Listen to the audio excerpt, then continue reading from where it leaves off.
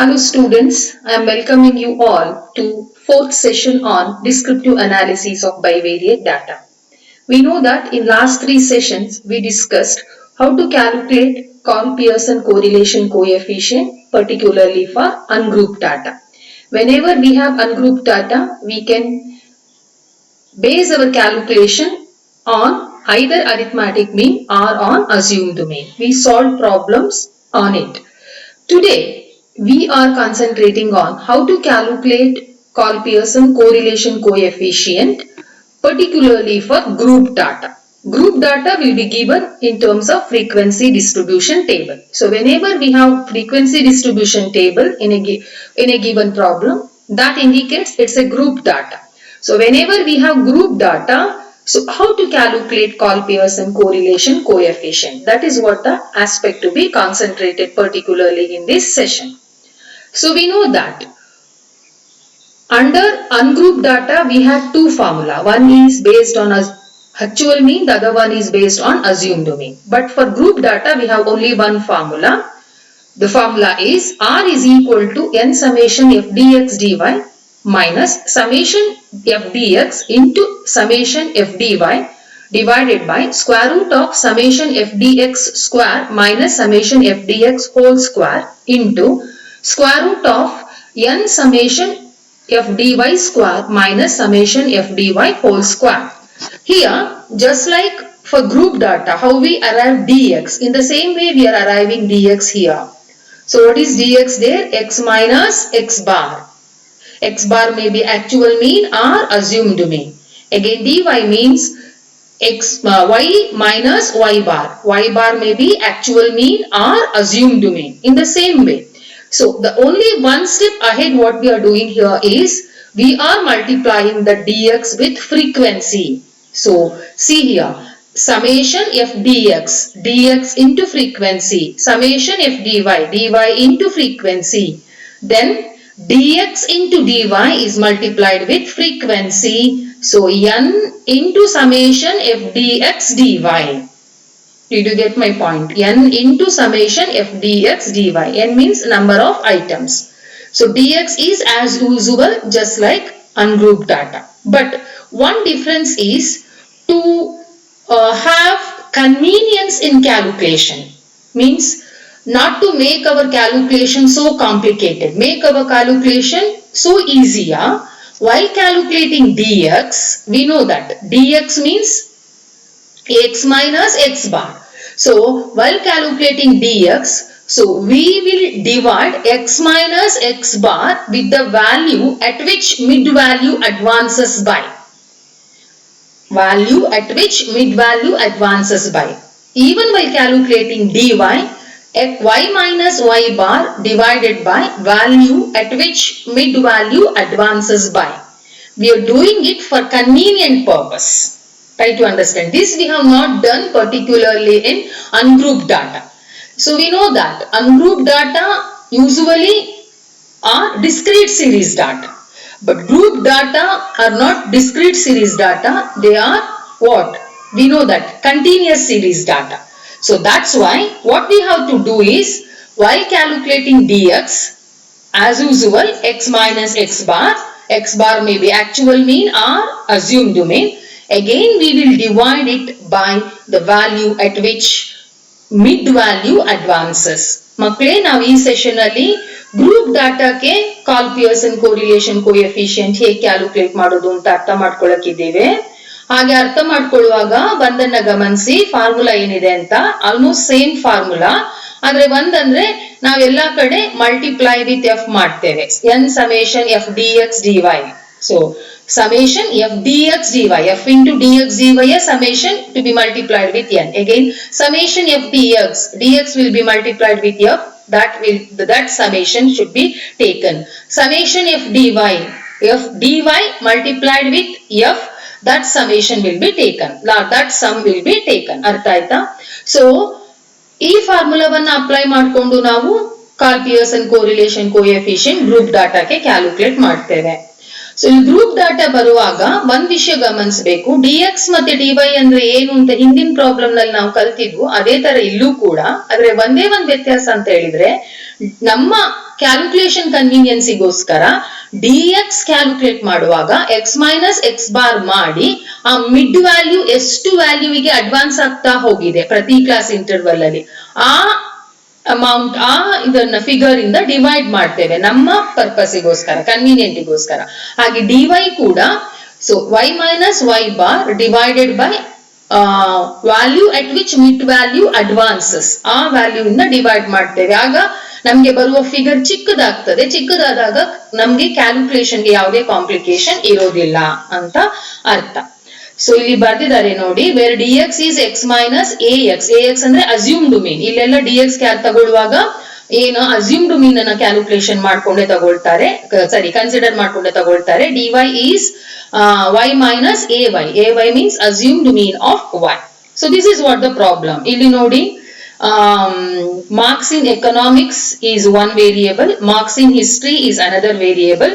It is given in terms of continuous series 30 to 40, 40 to 50, 50 to 60, 60 to 70, 70 to 80.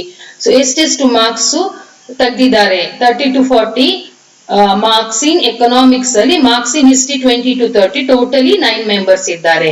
marks in history 30 to 40, marks in economics 30 to 40, totally 3 members ಇದ್ದಾರೆ.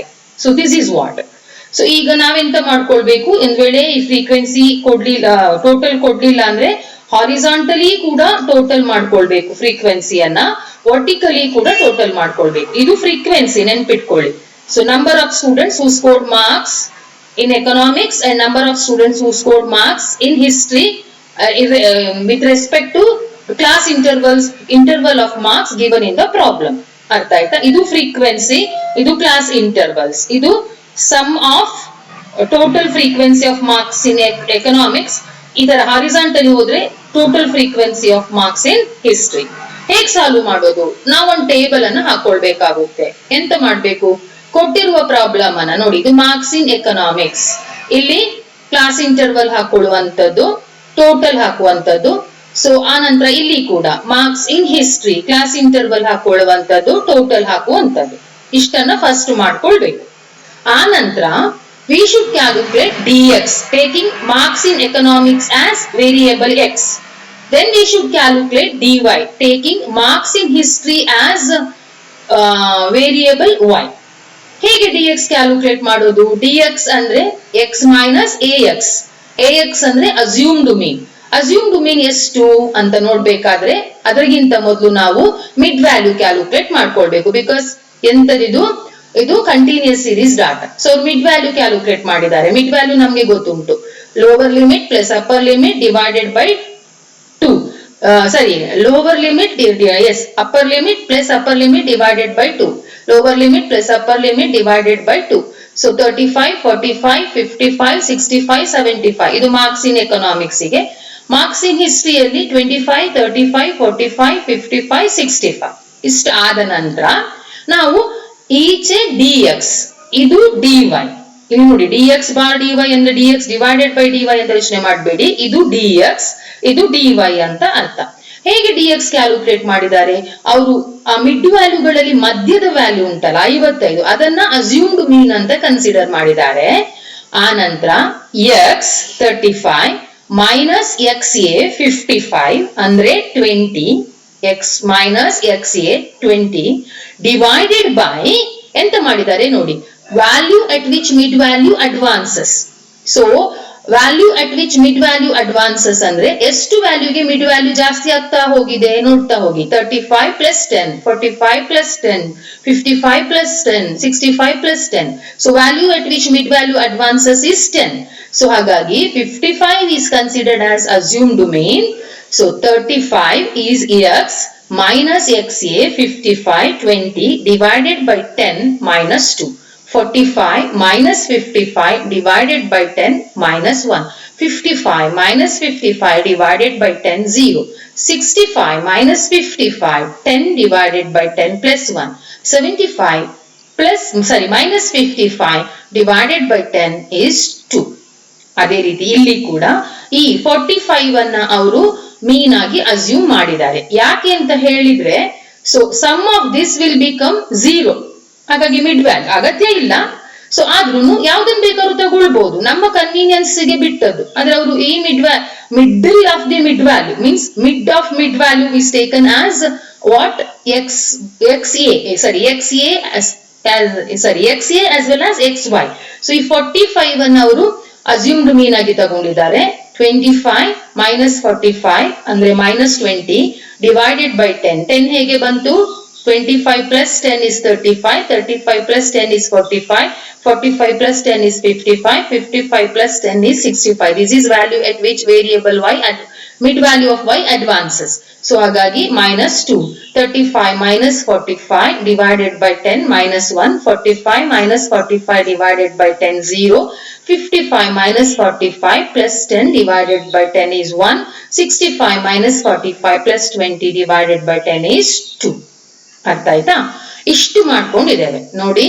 ಫಸ್ಟಿಗೆ ನಾವು class interval X ನ class interval horizontally ಹಾಕೊಂಡಿದ್ದೇವೆ, Y ನ class interval vertically ಹಾಕೊಂಡಿದ್ದೇವೆ, ಹಾಗೇನೆ Y ನ mid value vertically ಹಾಕೊಂಡಿದ್ದೇವೆ, X ನ mid value horizontally ಹಾಕೊಂಡಿದ್ದೇವೆ. ಆನಂತರ DX horizontally calculate ಮಾಡಿ ಹಾಕಿದ್ದೇವೆ, dy ವರ್ಟಿಕಲಿ ಕ್ಯಾಲ್ಕುಲೇಟ್ ಮಾಡಿ ಹಾಕಿದ್ದೇವೆ. ಅದಾದ ನಂತರ ಎಂತ ಮಾಡ್ಬೇಕು?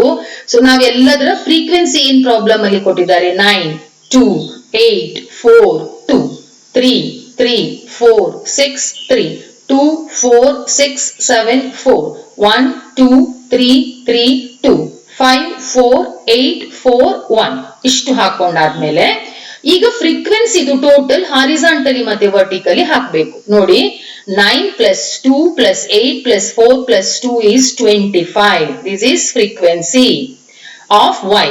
Again 3 plus 3 plus 4 plus 6 plus 3. This is frequency of marks in history who are number of students who scored in history between 30 to 40. Again 2 plus 4 plus 6 plus 7 plus 4 23. 1 plus 2 plus 3 plus 3 plus 2 is 11. 5 plus 4 plus 8 plus 4 plus 1 is 22. ಅದೇ ರೀತಿ vertically horizontally ಆಯ್ತಾನ vertically ಕೂಡ calculate ಮಾಡಬೇಕು. ಇಲ್ಲಿ ನೀವು ಒಂದ್ ಸಣ್ಣ mistake ಆಗಿದೆ. ಎಂತ ಅಂದ್ರೆ ಈ 20 ಅನ್ನ ಈ ಕಾಲಮ್ ನಲ್ಲಿ ಹಾಕೋದಲ್ಲ, ಈ ಕಾಲಮ್ ನಲ್ಲಿ ಹಾಕ್ಬೇಕು. ಆ 30 40 ಅಂತ 30 to 40 ಬರ್ತದೆ, ಅದರ ನೇರ ಹಾಕೊಳ್ಳಿ. ಯಾಕಂದ್ರೆ ನಮ್ಗಾಗ ಕನ್ಫ್ಯೂಷನ್ ಅವಾಯ್ಡ್ ಆಗ್ತದೆ. ಅರ್ಥ ಆಯ್ತಾ?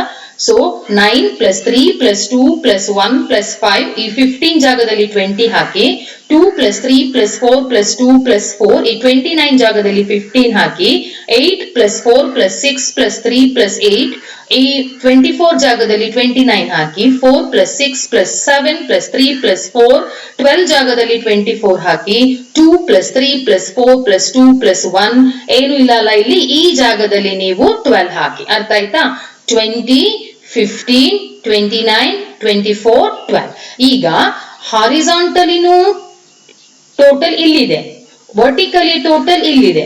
ಇವೆರಡರ ಟೋಟಲು ಕೂಡ ಏನಾಗಿರುತ್ತೆ, ಇದರ ಟೋಟಲು 100, ಹಾರಿಜಾಂಟಲಿ ಕೂಡ ಟೋಟಲ್, ವರ್ಟಿಕಲ್ ಟೋಟಲ್ ಕೂಡ 100. ಹಾಗಾಗಿ n is equal to 100 ಅಂತ ಬರ್ಕೊಳ್ಳಿ. ಇಷ್ಟು ಇವತ್ತಿಗೆ ಸಾಕು.